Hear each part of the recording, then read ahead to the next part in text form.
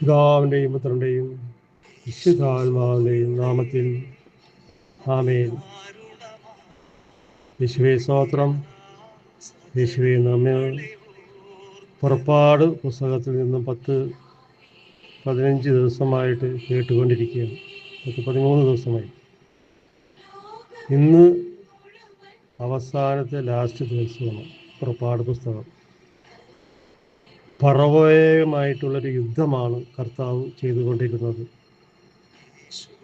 ഇന്ന് നമ്മൾ ശ്രവിക്കാൻ പോകുന്ന വചനം, ആദ്യം നമ്മൾ ശ്രവിച്ചിരുന്നത് പുറപ്പാട് പുസ്തകം 1-ാം അധ്യായം മുതൽ ഇന്നലെ വരെ 11-ാം അധ്യായം വരെ ഓരോ ദിവസവും ധ്യാനിക്കുകയായിരുന്നു. ഇന്ന് 12-ാം അധ്യായം 1 മുതൽ ലാസ്റ്റ് വരെ.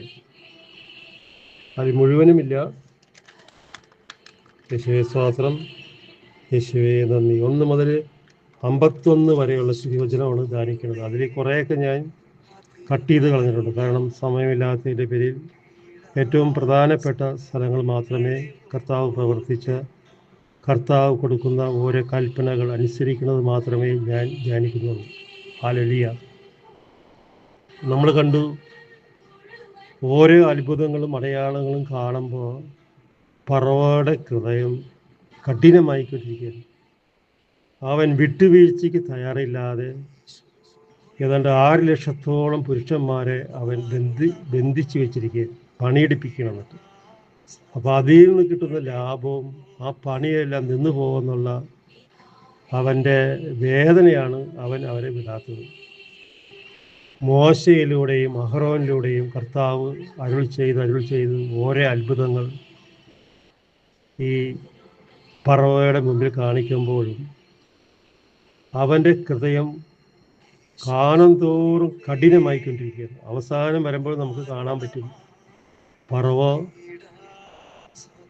വിട്ടു തരാം എന്ന് പറയും, പക്ഷേ കാര്യം കണ്ടു കഴിയുമ്പോൾ അവൻ വിടില്ല, വീണ്ടും പിടിച്ചു വയ്ക്കും. കാരണം അവൻ്റെ കണ്ണ് ഈ അടിമ ജനത്തിൻ്റെ മുമ്പിലേക്ക് വരുമ്പോഴത്തേനും അവനെ വിടാൻ തോന്നില്ല. കാരണം അവൻ്റെ ജോലി മേലെ സ്ഥലങ്ങൾ നഷ്ടപ്പെട്ടു പോകും.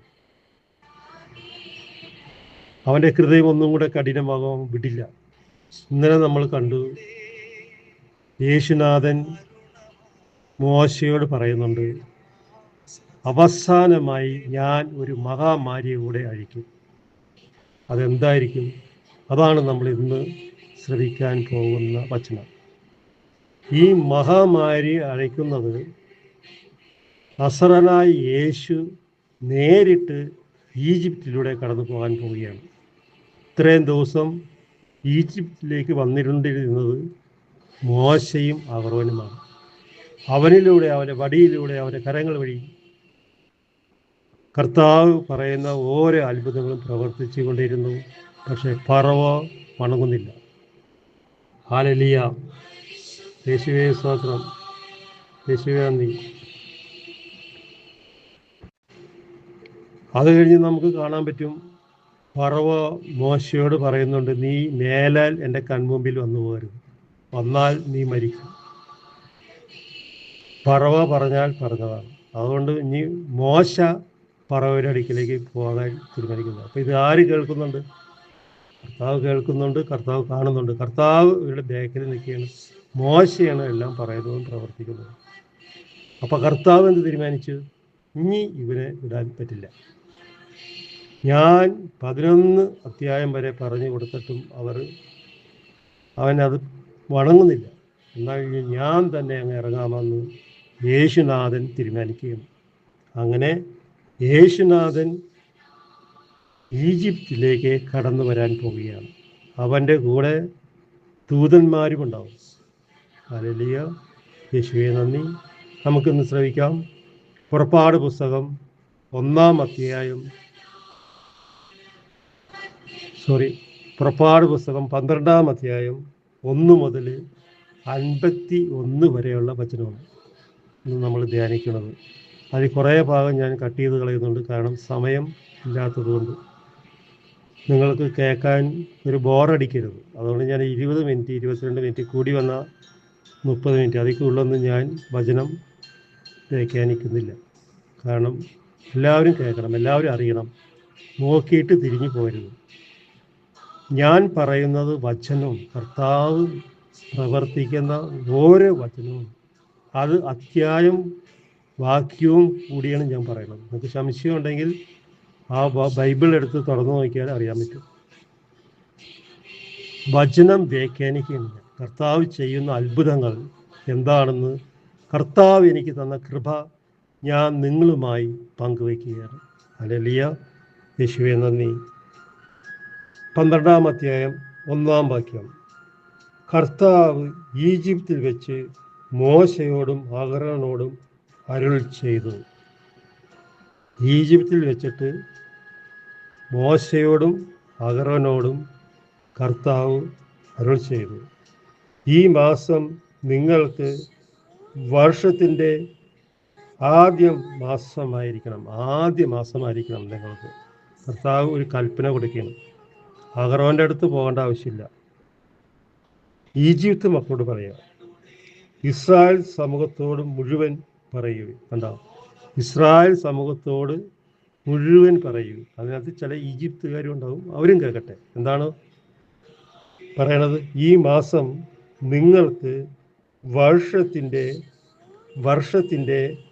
ആദ്യ മാസമായിരിക്കണം. കർത്താവ് ഈ 6 ലക്ഷം ഇസ്രായേൽ മക്കളെ മോചിപ്പിക്കാൻ പോവുകയാണ്. മോശയ്ക്ക് സാധിച്ചില്ല, അഹ്റോന് സാധിച്ചില്ല. ഇപ്പം നേരിട്ട് ഉടയനായ യേശു തമ്പുരാൻ തന്നെ കടന്നു വരാൻ പോവുകയാണ്. അപ്പോൾ അവിടെ ആചരിക്കേണ്ട ചില ആചാരങ്ങളുണ്ട്, അത് കർത്താവ് പറയാൻ പോവുകയാണ്. എന്താണെന്ന് യേശുവേ നന്ദി. ഈ മാസം 10-ാം ദിവസം ഓരോ കുടുംബത്തലവനും ഓരോ ആട്ടിൻകുട്ടിയെയും കരുതി വയ്ക്കണം. കർത്താവ് മോശയോട് പറയണം, ഓരോ കുടുംബക്കാരും, ഇസ്രായേൽ കുടുംബക്കാർ ഓരോ ആട്ടിൻകുട്ടിയെ കരുതി വയ്ക്കണം. എന്തിനായിരിക്കും അത്? നമുക്ക് അങ്ങോട്ട് താഴോട്ട് ചെല്ലുമ്പോൾ ശ്രദ്ധിക്കാം. ഒരു വീടിന് ഒരു ആട്ടിൻ കുട്ടി വീതം ഏതെങ്കിലും കുടുംബം ആട്ടിൻകുട്ടിയെ മുഴുവനും ഭക്ഷിക്കുന്നത് മാത്രം. ഓരോ ആട്ടിൻകുട്ടിയെ മുഴുവൻ ഭക്ഷിക്കുന്ന വിധത്തിലായിരിക്കണം അതിനെ തിരഞ്ഞെടുക്കേണ്ടത്. ഹല്ലേലൂയ. അതായത് ഇതിനെ ബലിയർപ്പിക്കാൻ കഴിയണം, കർത്താവിന് ബലി കൊടുക്കാൻ കഴിയണം. എന്നിട്ട് അതിൻ്റെ രക്തം എടുത്തിട്ട് അത് അറക്കാൻ പോകുന്നത് രാത്രിയാണ്. രാത്രി അറുത്തിട്ട് അതിൻ്റെ ചോര എടുത്തിട്ട് ഓരോ വീടിൻ്റെയും കട്ടളപ്പടിയിൽ തേക്കണം, 4 സൈഡ്. അപ്പോൾ കർത്താവിൻ്റെ ദൂതൻ അതിലെ കടന്നു പോകുമ്പോൾ ഈ വീടിനെ കർത്താവ് ആശീർവദിക്കും. ആ മക്കളിൽ അവിടെ ഒന്നും ഉപദ്രവം ഉണ്ടാവില്ല. ഇത് ഈജിപ്ത് കുടുംബക്കാർക്ക് ഇത് സാധിക്കില്ല. കാരണം കർത്താവ് മോശ വഴി അരുൾ ചെയ്തത് ഇസ്രായേൽ ഭവനത്തിന് വേണ്ടിയാണ്, ഇസ്രായേൽ താമസിക്കുന്നവർക്ക് വേണ്ടി. അപ്പോൾ മറ്റു ഭവനത്തിൽ എന്ത് സംഭവിക്കുമെന്ന് വെച്ചിട്ടുണ്ടെങ്കിൽ ഓരോ വ്യക്തിയും ഓരോ കുടുംബത്തിൽ നിന്നും മരിച്ചു പോകുമെന്ന് രാത്രി. കർത്താവിൻ്റെ ദൂതൻ കടന്നു പോകുമ്പോൾ, കർത്താവ് കടന്നു പോകുമ്പോൾ ഒരാൾ മരിക്കും. അങ്ങനെ ആ പറവനെ കഠിന ഹൃദയം താഴോട്ട് കൊണ്ടുവരാൻ പോവുകയാണ് കർത്താവ്. ഹല്ലേലൂയ, യേശുവേ നന്ദി, യേശുവേ ആരാധന. ഏതെങ്കിലും കുടുംബം ആട്ടിൻകുട്ടിയെ മുഴുവൻ ഭക്ഷിക്കാൻ മാത്രം വലുതെങ്കിൽ ആളുകളുടെ എണ്ണം നോക്കി അയൽ കുടുംബത്തെയും പങ്കു ചേർക്കട്ടെ. ഒരു ആട്ടിൻകുട്ടി ഇപ്പോൾ 10-40 കിലോ ഉള്ളതാണ്, 50 കിലോ ഉള്ളതെങ്കിൽ നിങ്ങൾ ആളെ നോക്കിയിട്ട് ബാക്കി വന്ന വർഷം അത് അയൽവക്കാരെയും കൂടെ കൂട്ടിക്കൊള്ളാൻ കർത്താവിൻ്റെ അരുൾപ്പാടാണ്. ഹല്ലേലൂയ. ഭക്ഷിക്കാനുള്ള കഴിവ് പരിഗണിച്ച് വേണം ഒരാടിനെ വേണ്ട ആളുകളുടെ എണ്ണം നിശ്ചയിക്കാൻ. കർത്താവ് ഒരു ബലിയാണത്, കർത്താവ് കൊടുക്കാൻ പോകുന്നൊരു ബലിയാണ്. ഒരു കുടുംബത്തിൽ ഒരു ആട്ടിൻകുട്ടീനെ അറക്കാൻ കഴിയണം. അപ്പോൾ അത് മുഴുവനും ഭക്ഷിക്കണം. കാരണം ബാക്കി വരാൻ പാടില്ല. ബാക്കി വെച്ചിട്ട് നാളെ കഴിക്കാം, മറ്റന്നാൾ കഴിക്കാം, ഫ്രിഡ്ജിൽ വെച്ച് കഴിക്കാം, ആ പരിപാടിയൊന്നുമില്ല. അന്ന് രാത്രി തന്നെ കഴിയണം. ബാക്കി വന്നത് മുഴുവനും കത്തിച്ച് കളയണം, വെച്ചേക്കരുത്. ഒറ്റ ദിവസത്തെ ബലിയാണത് കർത്താവ് കൊടുക്കുന്നത്. അപ്പോൾ അതനുസരിച്ച് വേണം ആടിനെ നിങ്ങൾ സെലക്ട് ചെയ്യാനായിട്ട്. എന്നിട്ട് മേടിച്ച് നിർത്താം. 1 മാസം മുമ്പേ കർത്താവ് അരുൾ ചെയ്തിരിക്കുകയാണ്. കോലാടാണെങ്കിൽ ചെമ്പരിയാടിൽ നിന്നോ ആട്ടിൻകുട്ടിയെ തിരഞ്ഞെടുത്ത് കൊള്ളുക. ചെമ്പരിയാടോ നാടനാടോ ഏത് വേണമെങ്കിലും നിങ്ങൾ തിരഞ്ഞെടുത്ത് കൊള്ളുക. എന്നാൽ അത് 1 വയസ്സുള്ളതും ഉന്നമറ്റതുമായ മുട്ടനാടായിരിക്കണം. ഉന്നമറ്റ മുട്ടനാടായിരിക്കണം, പെണ്ണാട് പാടില്ല. കർത്താവ് പറയുന്ന വാക്ക് അനുസരിക്കുക. എന്താണെന്നറിയാമോ?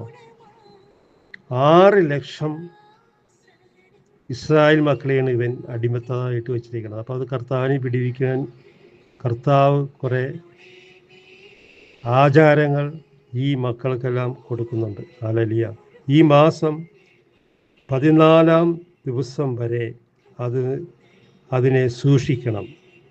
ഇസ്രായേൽ സമൂഹം മുഴുവൻ താങ്കളുടെ ആട്ടിൻകുട്ടികളെ അന്ന് സന്ധ്യയ്ക്ക് കൊല്ലണം. ഈ ആട്ടിൻകുട്ടികളെ എല്ലാം അന്ന് രാത്രിയിൽ കൊല്ലണം. കർത്താവിൻ്റെ കൽപ്പനയാണ്. പകല് കൊല്ലാൻ പാടില്ല, രാത്രി തന്നെ കൊല്ലണം. ഹല്ലേലൂയ. അതിൻ്റെ രക്തത്തിൽ നിന്നും കുറച്ചെടുത്ത് ആടിനെ ഭക്ഷിക്കാൻ കൂടിയിരിക്കുന്ന വീടിൻ്റെ 2 കട്ടിലകളിലും മേൽപ്പടിയിലും പുരട്ടുക. കർത്താവ് അരുളി ചെയ്യുന്നത്, അതിനെ കൊല്ലണം, അതിൻ്റെ ചോര എടുക്കണം. എന്നിട്ട് ഡോറിൻ്റെ കട്ടളപ്പടിയുടെ 2 സൈഡും മോൾ ഭാഗവും ഈ ചോര പുരട്ടണം. ഹല്ലേലൂയ. അവർ അതിൻ്റെ മാംസം തീയിൽ ചുട്ട് പുളിപ്പില്ലാത്ത അപ്പവും കയ്പുള്ള ഇലകളും കൂട്ടി അന്ന് രാത്രി തന്നെ ഭക്ഷിക്കണം. പുളിപ്പില്ലാത്ത അപ്പം, പെസഹയാണത്, കർത്താവിൻ്റെ കുഞ്ഞാടാണത്. അതും കയ്പുള്ള ഇല, ഒരു സൈസ് കയ്പുള്ള ഇലയുണ്ട്, ഈ അറബികളൊക്കെ കഴിക്കണ ഒരു ഇല വീണം, അതും കൂട്ടി വേണം കഴിക്കാൻ. അപ്പോൾ ഈ മാംസം എങ്ങനെയാണ് പാകം ചെയ്യേണ്ടത്? അതാണ് ഞാൻ അടുത്ത് കേട്ടത്. ചുട്ടല്ലാതെ പച്ചയായോ വെള്ളത്തിൽ വേവിച്ചോ ഭക്ഷിക്കരുത്. കർത്താവ് മോശയോട് ഇതൊക്കെ പറയണം, ഇങ്ങനെയാണ് ചെയ്യാൻ. ഇതുപോലെ തന്നെ ചെയ്യണം. കാരണം ഇതൊരു കുർബാനയായി ഓരോ കുടുംബത്തിലും മാറാൻ പോവുകയാണ്. കാരണം 10, 100, 200 ഇസ്രായേൽ മക്കളെ എല്ലാവരും പിടിച്ചു വെച്ചിരിക്കുന്നത്. 6 ലക്ഷം ഇസ്രായേൽ മക്കളെ പിടിച്ചു വെച്ചിട്ടുണ്ട്. അവരെ വിടിവിക്കാൻ പോയിട്ടുണ്ട്. അവിടെ നിന്ന് ഈജിപ്തിൽ നിന്നും മരുഭൂമിയിലേക്ക് കൊണ്ടുവന്ന് ബലിയർപ്പിച്ച് കർത്താവിനെ ആരാധിച്ച് കാനാൻ ദേശത്തേക്ക് കൊണ്ടുപോവുകയാണ്. അതിനുള്ള പരിപാടിയാണ് കർത്താവ് ചെയ്യാൻ പോകുന്നത്. ഹല്ലേലൂയ. അതിനെ മുഴുവനും തലയും കാലും ഉൾഭാഗങ്ങളടക്കം ചുട്ടു ഭക്ഷിക്കണം. എല്ലാം, ഒന്നും വേവിക്കാൻ പാടില്ല, വെള്ളത്തിലോ വറുത്തോ ചൂട്ടൊന്നും പാടില്ല, എല്ലാം ചുട്ടു വേണം ഭക്ഷിക്കാൻ. തീക്കനലിൽ ചുട്ടു ഭക്ഷിക്കണം. അപ്പോൾ അതൊക്കെ നേരത്തെ കരുതിക്കൊള്ളണം. പ്രഭാതമാകുമ്പോൾ അതിൽ യാതൊന്നും അവശേഷിക്കരുത്. അതിൽ ഒന്നും ബാക്കി വരാൻ പാടില്ല. രാത്രി മുഴുവൻ ഇരുന്ന് ഭക്ഷിച്ചോളുക. നേരം വെളുക്കുമ്പോൾ ഒന്നും ബാക്കി വരരുത്. രാത്രി നിങ്ങൾ ഉറക്കെ ഇരുന്ന് ചുട്ട് അങ്ങനെ ഭക്ഷിക്കുക. തീയിൽ ചുട്ട അപ്പവും പുളിപ്പില്ലാത്ത അപ്പവും കയ്പ് നിറഞ്ഞ ഇലയും ഈ ആട്ടിൻ മാംസവും ചുട്ട് ഭക്ഷിച്ചോളുക. എന്തെങ്കിലും മിച്ചം വന്നാൽ തീയിൽ ദഹിപ്പിക്കണം. പ്രഭാതമാകുമ്പോൾ ബാക്കി വരും. ചിലപ്പോൾ എങ്ങനെയായാലും കുറേയൊക്കെ ബാക്കി വരും അല്ലേ, അത് ദഹിപ്പിച്ച് കളയണം, എടുത്തു വെച്ചേക്കരുത്, പിന്നെ കഴിക്കാമെന്ന് പറഞ്ഞിട്ട്. കർത്താവ് പറയണത് അനുസരിക്കുക. ഹല്ലേലൂയ. ഇപ്രകാരമാണ് അത് ഭക്ഷിക്കേണ്ടത്. അരമുറുക്കി ചെരുപ്പുകൾ അണിഞ്ഞ് വടിയിലെന്തി തിടുക്കത്തിൽ ഭക്ഷിക്കണം. കണ്ടോ, വടിയും ചെരുപ്പൊക്കെ അണിഞ്ഞ് തിടുക്കത്തിൽ ഭക്ഷിക്കണം. ഇപ്പോൾ നമ്മൾ വിശന്ന് പൊരിഞ്ഞിരിക്കണമെങ്കിൽ നമ്മൾ ചോറൊക്കെ വാരിത്തിരണ പോലെ ഈ ഇറച്ചി ചുട്ടതും അപ്പം കൂടി അങ്ങോട്ട് തിടുക്കത്തിൽ വേഗം ഭക്ഷിക്കുക. ഹല്ലേലൂയ. കാരണം അത് കർത്താവിൻ്റെ പെസഹയാണ്. കണ്ടോ, കർത്താവിൻ്റെ പെസഹയാണ്. ഹല്ലേലൂയ. ആ രാത്രി ഞാൻ ഈജിപ്തിലൂടെ കടന്നു പോകും. നിങ്ങൾ ഭക്ഷിക്കണം, വീട്ടിലിരുന്ന് കതകടച്ചിരുന്ന്, പുറത്തിറങ്ങാൻ പാടില്ല. അപ്പോൾ കർത്താവും ദൂതന്മാരും ആ വഴിയെ അങ്ങോട്ട് കടന്നു പോകും. എന്താണെന്ന് നോക്കിയോണം കേട്ടോ. ഹല്ലേലൂയ. കർത്താവ് പറയണത്, ആ രാത്രി ഞാൻ ഈജിപ്തിലൂടെ കടന്നു പോകും. പുറപ്പാട് പുസ്തകം 12:12 അത് എഴുതിയിരിക്കുന്നത്. എടുത്ത് വായിക്കുക കേട്ടോ. 12:12. ആ രാത്രി ഞാൻ ഈജിപ്തിലൂടെ കടന്നു പോകും. ഈജിപ്തിലെ മനുഷ്യരുടെയും മൃഗങ്ങളുടെയും ഞാൻ സഹരിക്കും. ഈജിപ്തിലെ ദേവന്മാരെ കൊല്ലാം എതിരായി ദേവന്മാർക്കെല്ലാം എതിരായി ഞാൻ ശിക്ഷാവിധി നടത്തും. ഞാനാണ് കർത്താവ്. ഈജിപ്തിലെ മനുഷ്യരുടെയിലും മൃഗങ്ങളുടെ ഇടയിലും ആദിജാതരെയെല്ലാം ഞാൻ സഹരിക്കും. ഈജിപ്തിലെ ദേവന്മാർക്കെല്ലാം എതിരായി ഞാൻ ശിക്ഷാവിധി നടത്തും. ഞാനാണ് കർത്താവ്. നിങ്ങൾ ആ വീട്ടിൽ താമസിക്കുന്നതിൻ്റെ അടയാളമായിരിക്കും. ഹല്ലേലൂയ. എന്താണ് അടയാളം? കട്ടിളകളിലും രക്തം നിങ്ങൾ ആ വീട്ടിൽ താമസിക്കുന്നു എന്നതിൻ്റെ അടയാളമായിരിക്കും. അപ്പോൾ ഈ രക്തം കട്ടിളപ്പടിയിലും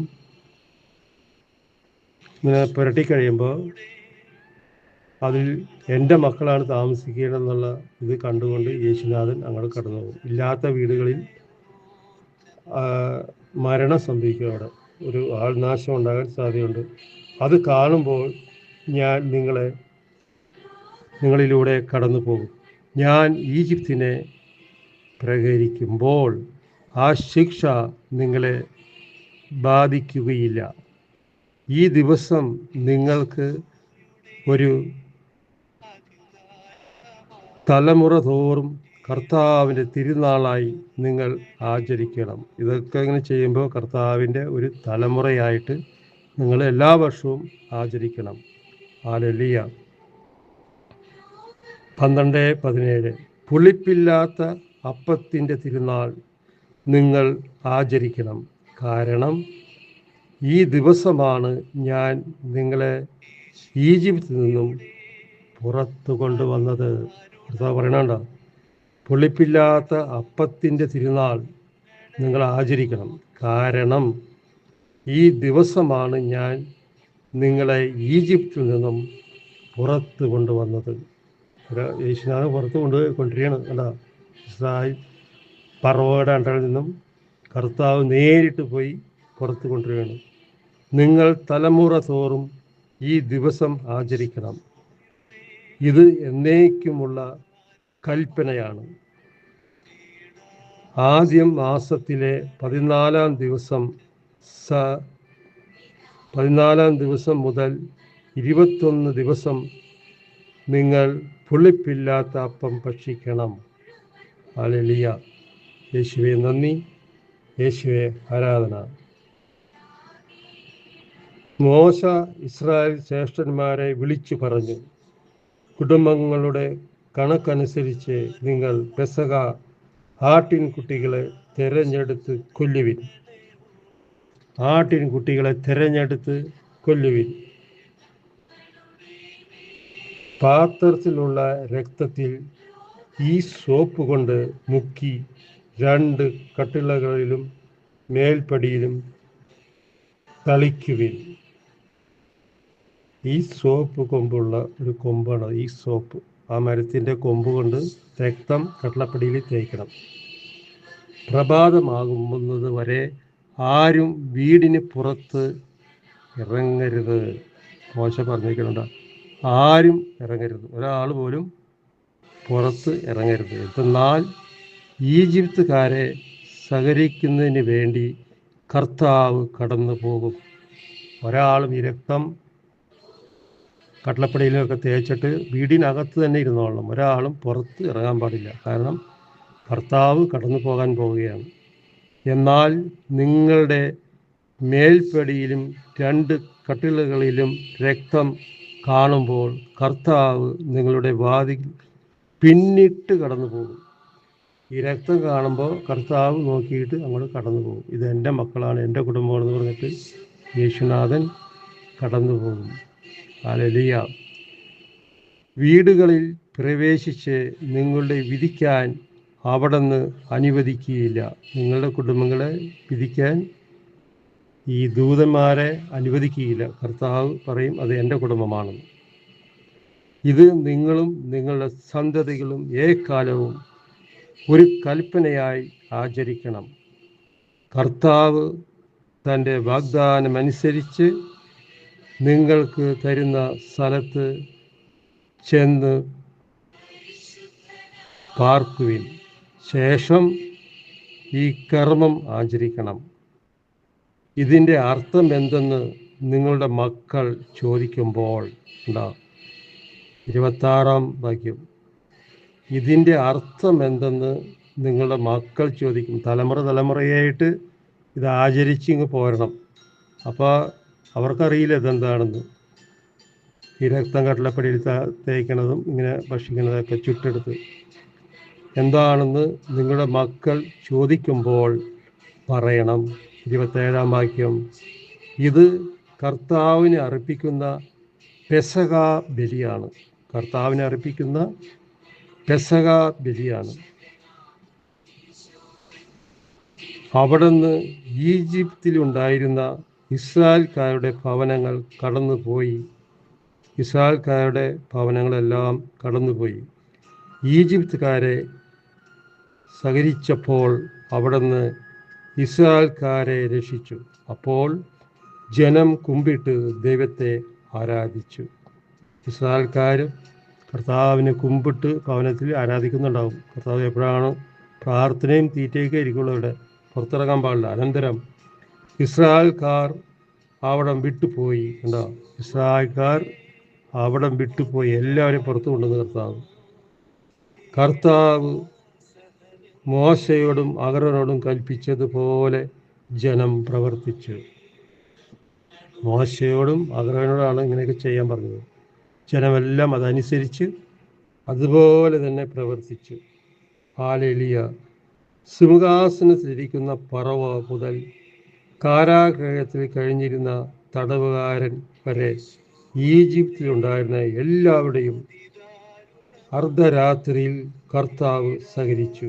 കുറേ ഈജിപ്തുകാരും കാരാഗൃഹത്തിൽ കുറേ ഈജിപ്തുകാരെ കിടപ്പുണ്ട്. അവരെയൊക്കെ സഹകരിച്ചു. കർത്താവ് എന്താ ചെയ്യുന്നതൊക്കെ സഹകരിച്ചു. കന്നുകാലികളും കൊല്ലപ്പെട്ടു. കന്നുകാലികളും ഓരോ കുടുംബത്തിൽ നിന്നും ഓരോ ആള് മരിക്കാൻ തുടങ്ങി. ഹല്ലേലൂയ. ഫറവോയും അവൻ്റെ സേവകരും ഈജിപ്തുകാരെ മുഴുവനും രാത്രിയിൽ ഉണർന്ന് ഈജിപ്തിൽ നിന്നും വലിയ ഒരു നിലവിളി ഉയർന്നു. വലിയൊരു നിലവിളി. അവന് കിടക്കാൻ പറ്റില്ല ഫറവോയ്ക്ക്. ഈജിപ്തിലുള്ള ജനങ്ങളൊക്കെ കിടന്ന് കരയാനും ഒച്ചയിടാനൊക്കെ തുടങ്ങി. കാരണം ഒരാളെങ്കിലും മരിക്കാത്തതായി ഒരു വീട് പോലും അവിടെ ഉണ്ടായിരുന്നില്ല. ഒരു വീട് പോലും ഉണ്ടായിരുന്നില്ല. എല്ലാ വീട്ടിലും ഈ രക്തം കടലപ്പടയിൽ തേക്കാത്ത കുടുംബങ്ങളിലും എല്ലാ കുടുംബങ്ങളിലും മൃഗങ്ങളും ഒക്കെ വെറുതെ ചത്തുപോയി. ഒരാളെങ്കിലും ഒരു കുടുംബത്തിൽ നിന്ന് മരിച്ചും പോയിരുന്നു. അപ്പോൾ നിലവിളിയൊക്കെ കേട്ടപ്പോഴത്തേനും പറവ പേടിച്ചു പോയി. ഹല്ലേലൂയ. 31-ാം വാക്യം, പറവ രാത്രി തന്നെ നിലവിളിയൊക്കെ കേട്ടപ്പോഴത്തേനും പറവ പേടിച്ചു. രാത്രിയിൽ തന്നെ മോശയെയും അഹരോനെയും വിളിച്ചു പറഞ്ഞു, നിങ്ങൾ എൻ്റെ ജനത്തിൻ്റെ ഇടയിൽ നിന്നും പോകുവിൻ. നിങ്ങളും ഇസ്രായേൽക്കാർ മുഴുവനും, ഇസ്രായേൽക്കാർ തടവുകാരായി വച്ചിരിക്കുന്ന മുഴുവനും നിങ്ങൾ പറഞ്ഞതുപോലെ പോയി കർത്താവിനെ ആരാധിക്കുവിൻ. ഹല്ലേലൂയ. യേശുവേ നന്ദി. കർത്താവ് ഇറങ്ങി വന്നപ്പോൾ ഫറവോയ്ക്ക് കണ്ണു തുറന്നു. ഹല്ലേലൂയ. എന്നിട്ട് അവൻ പറയുന്നു, നിങ്ങൾ ആവശ്യപ്പെട്ടതുപോലെ നിങ്ങളുടെ ആടുമാടുകളെയും കൊണ്ടുപോകുവിൻ. ആദ്യം അവനും വിടൂല എന്നൊക്കെ പറഞ്ഞ് പിടിച്ചു വെച്ചുകൊണ്ടിരിക്കുകയായിരുന്നു. ഇപ്പോൾ പറയുന്നുണ്ടോ, നിങ്ങൾ ആവശ്യപ്പെട്ടതുപോലെ. ആദ്യം എന്തായിരുന്നു മോശ പറഞ്ഞിരുന്നത്, അതുപോലെ തന്നെ ആടുമാടുകൾ, കുട്ടികൾ, കോഴി എല്ലാം നിങ്ങൾ കൊണ്ടുപോയിക്കോളൂ. എന്നെ അനുഗ്രഹിക്കുകയും ചെയ്യും. അവനെ അനുഗ്രഹിക്കുകയും ചെയ്യാൻ നിങ്ങൾ പ്രാർത്ഥിക്കാൻ മോശയോട് അഹരോൻ പറയണം. അപ്പം തന്നെ ഇസ്രായേൽ മക്കളെ എല്ലാം കൂട്ടിക്കൊണ്ട് കർത്താവ് എല്ലാവരെയും മോശ വഴി പുറത്തു കൊണ്ടുവരികയാണ്. ഇസ്രായേൽക്കാർ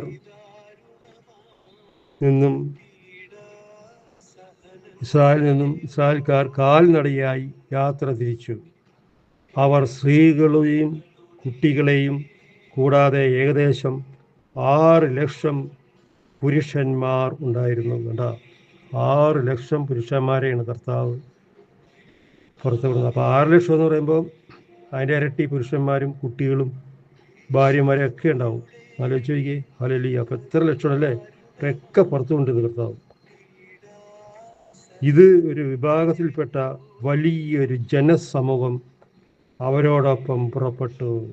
വലിയൊരു ജനക്കൂട്ടം, 6 ലക്ഷം ജനം എന്നൊക്കെ പറയുമ്പോഴത്തേനും ഭയങ്കര ഒരു ഇതാണ്. പകൽ മൊത്തം എല്ലാവരെയും രക്ഷപ്പെടുത്തിയിരുന്നു. ഈജിപ്തിൻ്റെ അടിമത്തത്തിൽ നിന്നും അവരെ കാനാൻ ദേശത്തേക്ക് കൊണ്ടുപോകാൻ പോയിരുന്നു കർത്താവ്.